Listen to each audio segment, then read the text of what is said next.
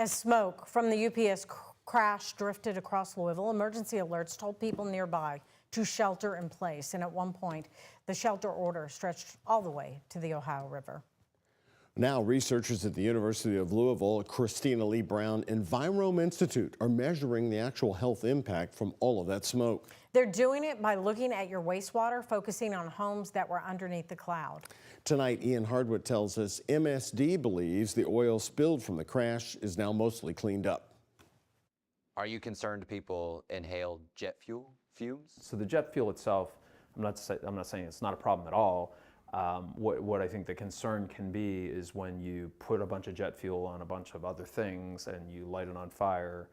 Environmental researcher Ted Smith says to find out what people breathed in from the UPS crash smoke that crawled across Louisville, you have to look into the sewers. I like to call it sort of the combined bladder of the community, right? So it's one big urine specimen.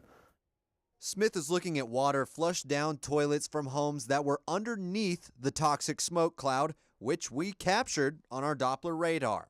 It stretched northeast of the crash to the Ohio River.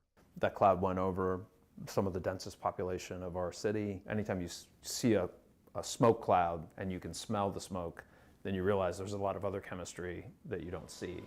To see that chemistry, the wastewater ends up in a $500,000 spectrometer like this. Lab workers look for spikes, high traces of chemicals processed by the body of metabolites. Using those, they identify the chemicals. But Smith said not to let concern overshadow curiosity. It is just as likely that just because of all the dynamics and the shelter in place that we see statistically no difference between the baseline and what happened in the next 24 hours or 48 hours. In other waterways, MSD boss Tony Parrott says that the ensuing oil spill from the crash, dirtying 880,000 gallons of water, is 95% clean now. We're going to continue the analysis and the assessment and the cleanup of the waterways, and it's probably going to be something that will run well into 2026. However, for clarity, your drinking water is safe unless you have been contacted directly by Louisville Water.